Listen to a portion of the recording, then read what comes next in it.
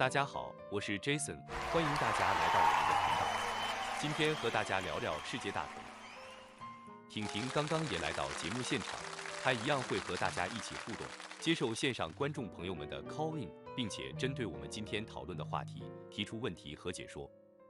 大家好，我是婷婷，观众朋友们一定很好奇 ，Jason 今天怎么会选择世界大同这样一个主题呢？在上一期视频，我们聊到元宇宙，其实元宇宙里面的一个概念就是去中心化，而去中心化说的长远一点，其实不就有天下为公的想法吗？在元宇宙里，国与国的界限已经模糊了，取而代之的将是全世界的人一起在一个自由、不受限制的世界里一起互动、一起学习与工作。想想看，我们在目前网络的世界里，其实很多时候我们已经可以跨越国界，上网查看讯息、交朋友。将来在元宇宙的世界里，这种情况将更普遍。透过人工智能技术的辅助，可以很容易地跨越语言隔阂，即使与不同种族、不同国籍、不同年龄的人互动，一起游戏聊天，畅谈天下大事。前几天，我家里水槽里面有一个食物残渣搅拌器坏掉了，我就上 YouTube 按照专家的分享与教学，很轻松的就解决了水槽漏水的问题。如今网际网络资讯如此发达，让我们可以用更经济与快速的方式取得非常丰富的资讯。我们可以24小时的随时购物、工作、学习、远距离联络。这和10几年前相比，生活更方便了很多。某种程度上来说，这不就是天下为公、大同世界的缩影吗？每个人一点小小的贡献，都将让这个世界变得更好，而世界的改变也将一点一点的累积，达到意想不到的境界，并且让每一个人都深受其益。虽然现今世界与所谓的大同世界还相距甚远，每天都有众多无辜生命因为人为浪费、资源掠夺、环境破坏而受到威胁，但是只要有越来越多的人有天下为公的想法，把自己视为大千世界的一份子，抛弃自私的心态，坚持分享爱与善的力量，那么每个人一点小小的善，一点小小的爱与贡献，都将为这个世界累积更大的能量。虽然大同世界的理想至今仍未完全实现，不过我相信将来有一天一定可以达成。那么，所谓的大同世界是怎样的一个世界呢？中国人应该都听过天下为公、世界大同的说法。Jason， 您可以向观众朋友们简单介绍一下吗？天下为公，简单的讲就是天下是天下人的天下，而大同世界是和谐、安康、没有战争、人人有爱互助、家家安居乐业的美好世界。而这个理想概念最早是孔子提出的。孔子在年轻的时候曾经在鲁国做过官，有一次参加一个岁末祭典，担任助祭之宾。在祭祀典礼结束之后，孔子走着走着就深深地叹了一口气。孔子大概是看到了鲁国的祭祀典礼空有其仪式，可是却流于形式，已经失去实质上的意义了。因为在孔子看来，祭祀应该是从头到尾一以贯之、庄严肃穆的。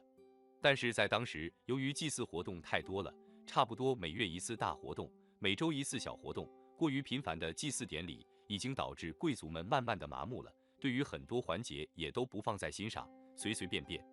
所以孔子有点看不下去而叹息。当时在孔子身旁的弟子子游看见了，就问孔子：夫子何以叹息呢？于是孔子就说了下面的这一段话，我在这里先把原文贴出，先请婷婷帮我们念一下，后面我会再加以解释。昔者仲尼与于腊宾，是毕，出游于官之上，喟然而叹。仲尼之叹，盖叹鲁也。言偃在侧，曰：君子何叹？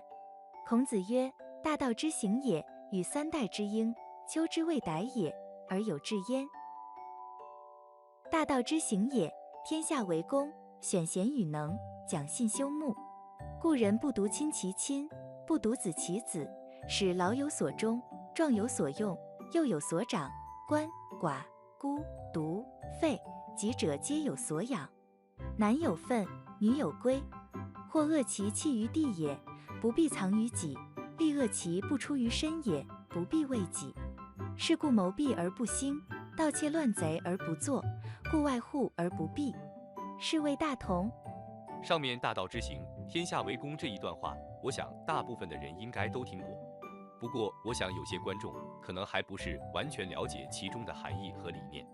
我就先充当一下国文老师，简单就孔子所说的原文解释一下。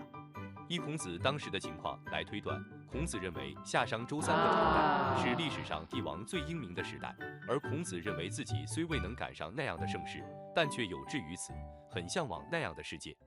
而在那个时代，真理和大道被真正的推行，是一个天下无私的世界，人民会推举贤能的人来替群众谋求福祉，人与人相处讲求的是守信用、敦亲睦邻、友爱互助，而不只是敬爱自己的父母、疼爱自己的子女而已。而在这样友爱互助的社会下，就可以让那些年老的人获得终养，年轻力壮的人能够发挥个人专长，对社会有所贡献，年幼的人都能够接受到教育和照顾而成长茁壮。那些失去亲人、残废、久病的人都能分别有适合他们的居所，受到妥善的照顾。男人都有职业，女人都有归宿。有用的资源不会被滥用或抛弃，也不会因为一己之私而囤积牟利。有能力的人不会自私隐藏自己的才华，而能够奉献一己之力。人人能够做到这样，那么谋乱、窃盗以下犯上的事情就不会发生。当社会安宁了，人人就不用再提心吊胆地防范强盗窃贼。所以外出时，家里的大门根本就不必关上，而这种情况就是所谓的大同世界。不过，大同思想只是孔子想象中的理想世界，在人类历史上并没有真正出现过。即使到了近代，像是选贤与能，目前就做得不是很理想。在现今社会上，多的是政客与奸商，能把群众利益放在第一位的人，真的很少。当然，现代社会有政府当权，讲求法律与制度，某种程度上确实保障了个人的自由、平等、人权、私有财产。但是社会风气的败坏、笑贫不笑娼的情况下，谋乱窃盗、诈骗的事情仍然屡见不鲜。而政治斗争、社会的纷乱、人与人之间的疏离感、不信任感，要比以往农业社会的时代退步很多，这点是比较可惜的地方。目前唯一做得比较好的，就是很多国家都有义务教育，人民的知识普及率提高很多，而有些国家有很好的社会福利制度，也能够照顾到一些孤苦无依、弱势群体的人。而网络通讯的发达，让人人可以更方便地获得资讯和资源，这也是比较进步的情况。总而言之，大同思想代表着人类对未来社会的美好憧憬。很多宗教、西方的乌托邦和现代的社会主义、地球村等这些概念，其实也与大同思想有着极大的相似之处。所以我认为，大同世界是值得人类追求的高度精神文明与美好目标，将来绝对有实现的可能。对很多人来说，认为世界大同是一种幻想，或是遥不可及的理想。而当前世局这么纷乱，最近乌俄开战的新闻闹得沸沸扬扬的，人类连战争都不可能消除，那又怎么可能世界大同呢？世界大同现在看起来不可能，但不代表将来不可能。人类的文明与成就，很多时候的局限是在思想上，因为人类的思想尚未进步到某一程度的文明，所以自然无法设计与规划出可以执行的制度与方法。但是将来只要在思想上萌芽、广泛传播并经过试验，那么有一天，这些看似遥不可及的想法或许就可以实现。就好像100多年前，美国这个号称世界最自由民主的国家，却仍然存在奴隶制度。直到林肯总统提出解放独立宣言，才让黑奴获得自由。而即使到了1960年代，美国南方各州仍存在严重的种族歧视想法，实施所谓的吉姆特劳法。这项法律实际上就是一种对黑人实行种族隔离与歧视的法律。直到马丁·路德的出现，主张以非暴力的公民抗议方法争取美国黑人的基本权利，最后才废止了这项不平等的法案。我相信，只要有一天，当世界上多数人认为自由、民主、平等与世界大同是一个普世价值的时候，世界自然会达到一个更高文明的水平。这或许还需要经过几十年甚至上百年的发展与演变，但是人类迈向一个更高文明的社会，其中所需要的历程，最重要的是先有思想与理念的引导，经过时代与历史不断的验证与尝试才可以达成。而这其中的关键在于人类光辉与灿烂的精神思想如何能产生并且普及于世人，最后得到多数人的认同。所以世界大同未必将来不可能达到，应该只是时间和方法的问题。接下来我们先来接听几位线上观众朋友的提问。首先，我们来接听来自美国的 Leo， 现在目前正在线上。Hi Leo, you are online now. Welcome to our channel. How are you today? I'm very well today. How about you? I am pretty good. Hi Leo, can you introduce yourself to our audience and what question you have today? Hello everyone, my name is Leo, from Florida. I am 34 years old and I work in an architectural firm as a computer 3D drawing engineer. We Westerners always think that the law of nature is big fish eat little fish, the stronger preying upon the weaker. This is the law of the jungle and natural selection. Competition is the foundation of world progress. If the world is harmonious and everyone is equal, the world will not progress. This is unfair to those who work hard. How can we solve the problem of people not working hard in a world of harmony? 针对 Leo 的问题，好像也有点道理。如果大家都没有竞争，没有比较，社会就不会进步。在大同世界里，怎么解决人们投机取巧或是不努力的问题呢？ Jason， 你有什么想法呢？ Leo 的这个问题非常好，这种东西方文化差异所产生的矛盾是非常普遍的，也因为这种观念的分歧，才会造成现今国际社会的冲突与纷争仍然不断。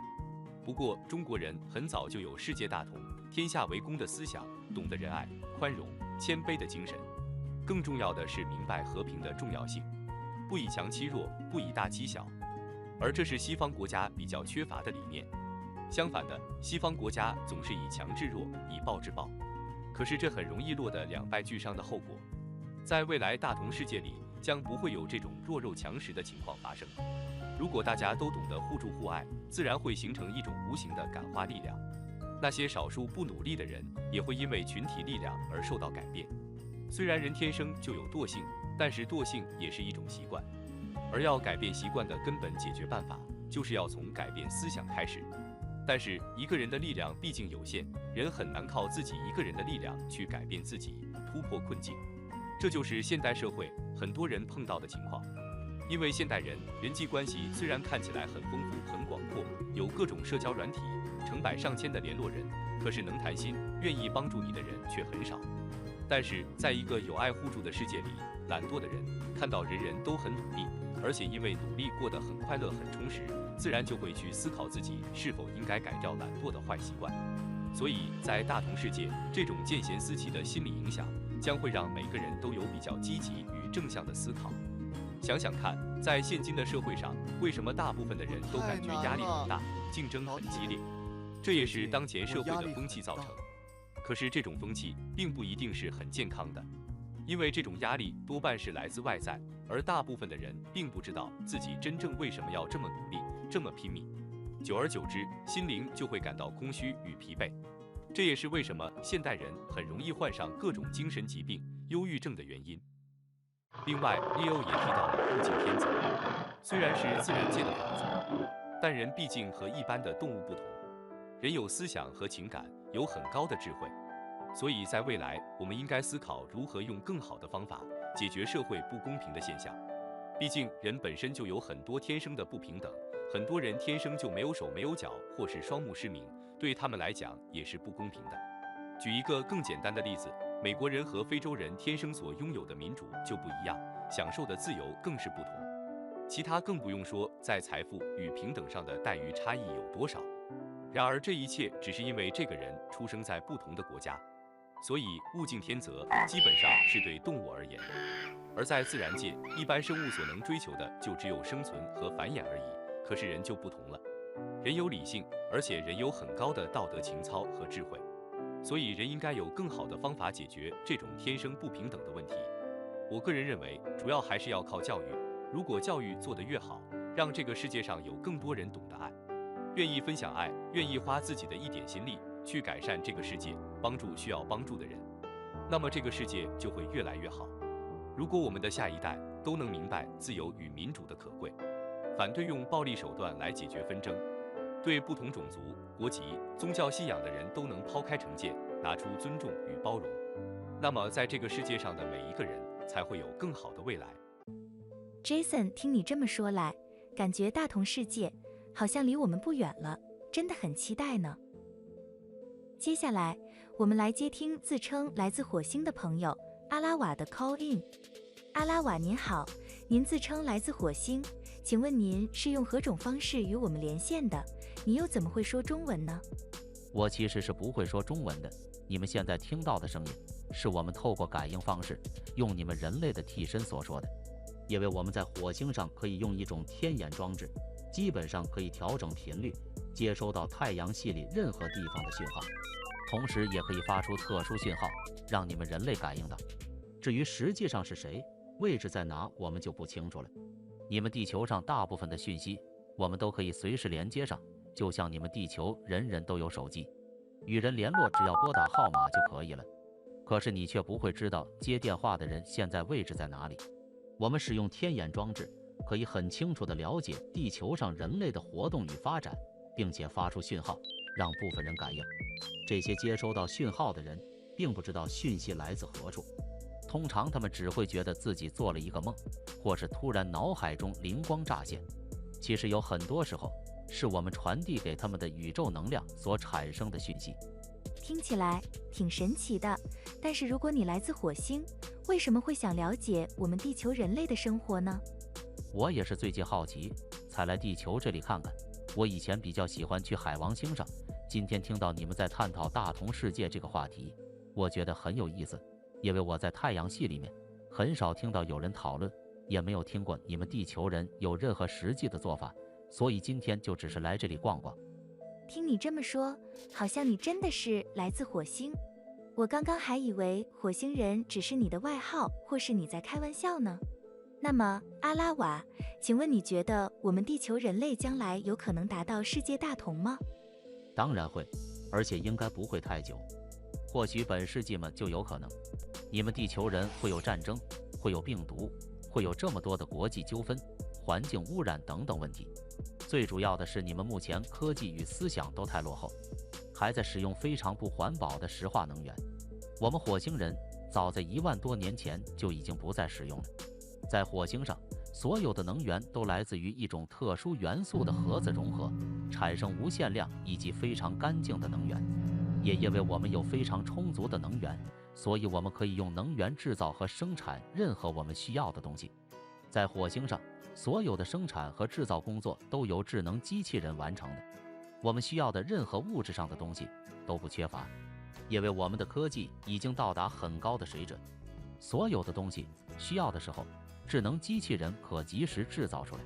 就像你们人类现在需要文件，用电脑及时列印就可以；需要模型，用3D 印表机就可以很快制造出来。在火星上，人们需要什么，并不需要花钱去购买，因为金钱是非常落后文明的产物。高阶的智慧生命，他们的生命重心是在精神，而不是物质。因为物质的东西是可以随时制造、替换、重组与消灭的，只有精神是可以与生命结合在一起，永远相随。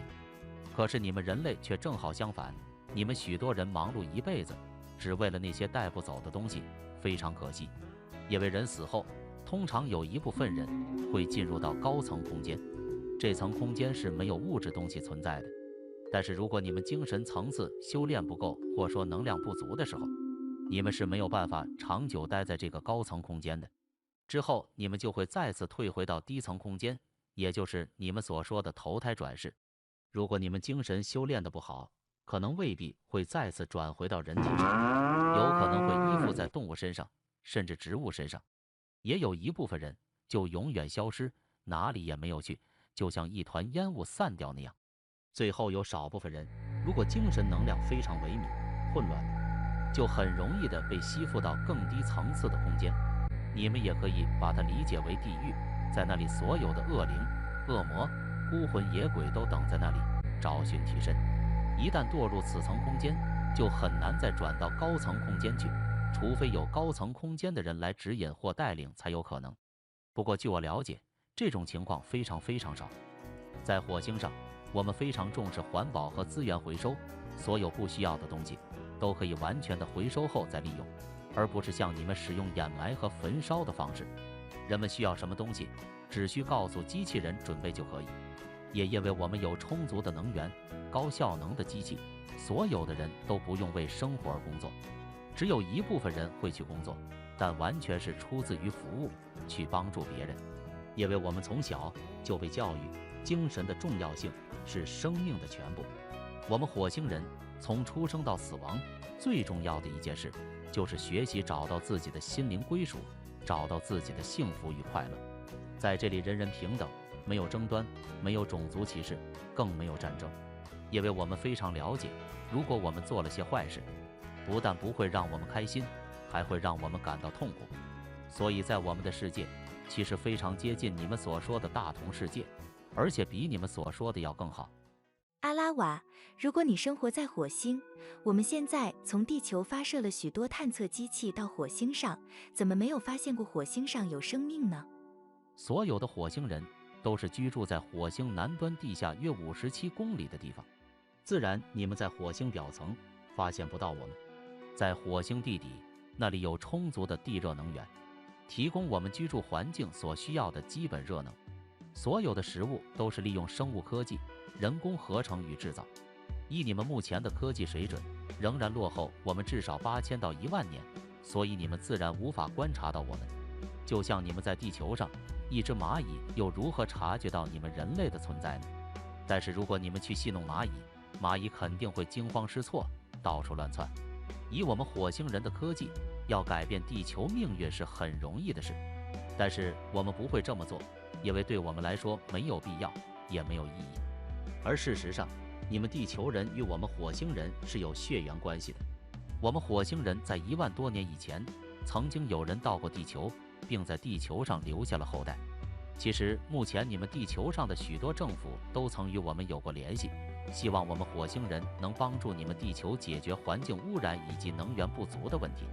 所以现在你们地球人才会不断来火星探测，官方宣称没有发现生命，那只是欺骗大众的说法，不希望人民注意，以免产生纷乱。你们政府来火星主要的目的就是来向我们火星人取经，学习科技的，只是你们政府不敢把实情公布，并且你们自私的政府一旦获取独占的科技，就会把成本转嫁到人民身上，更不会把利益毫无保留地分享给人民。所以我们火星人的长老团目前反对提供科技给你们人类，除非你们人类已经组成联合政府，并且能承诺将把利益回馈给所有人类，而不是保留在少数国家内，只有部分人可以享用。谢谢阿拉瓦的分享，真是让我们脑洞大开。Jason， 针对阿拉瓦所说，你有什么想法？我的想法很简单，基本上我不会盲目相信，但也不会怀疑，因为我认为未来的世界，任何事情都是有可能的。就好像几百年前的人不会相信人可以像鸟一样飞在天空上，但现在人们天天搭乘飞机玩滑翔翼、高空跳伞。所以如果阿拉瓦所说的属实，我很乐见将来人类有机会与火星人接触，并发展为友好关系。好了，今天的节目先到此告一段落，在下一期的视频我们会来聊聊人的记忆，敬请期待。另外也欢迎大家留言告诉我们您感兴趣的话题，我们都会考虑制作相关的节目。最后也请喜爱我们频道的朋友们订阅、点赞与分享，谢谢您，再会。